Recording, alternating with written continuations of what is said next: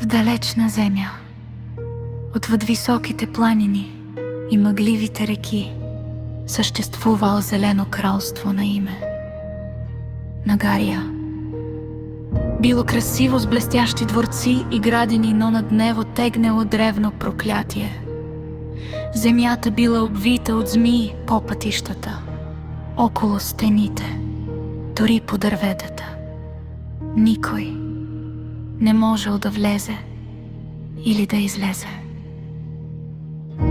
Проклятието било хвърлено от зла вещица, която някога била унизена, защото не била поканена на кралски празник. От тогава тя изчезнала, но думите й останали като сянка над кралството.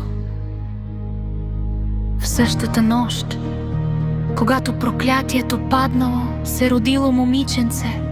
Нарекли го Лунара. То било красиво като самата луна, с сини очи, които сякаш виждали повече от обикновените хора, и дълга черна коса, като нощно небе, без звезди. Но Лунара не била като другите деца. Когато пораснала, забелязали нещо странно. Змиите не я нападали, напротив, те се отдръпвали. Понякога дори я следвали тихо, сякаш я разпознавали.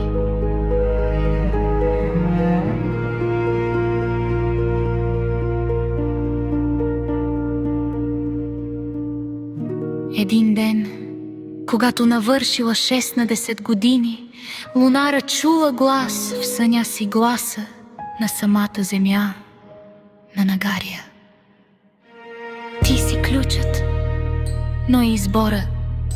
Или ще ме освободиш, или ще остана завинаги затворена в страх.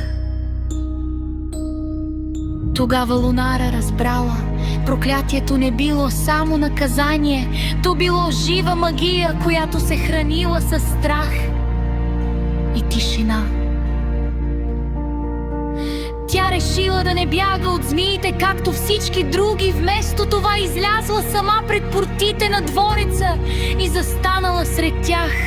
Змиите се надигнали, но не я нападнали.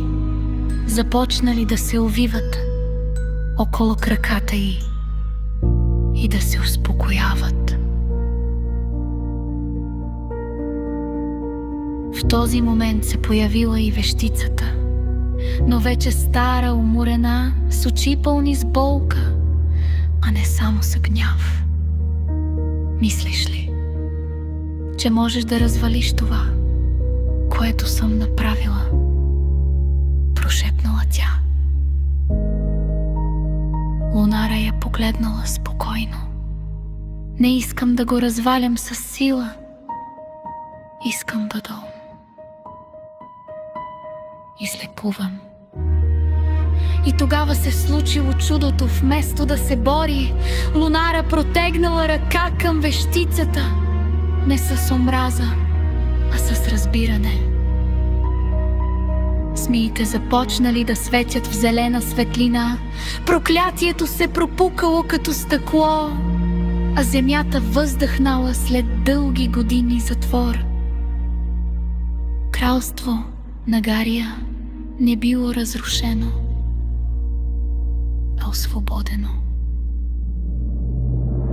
И от този ден нататък хората разказвали историята за момичето, което не победило злото с сила, а с сърце, което не се страхувало да разбере тъмнината.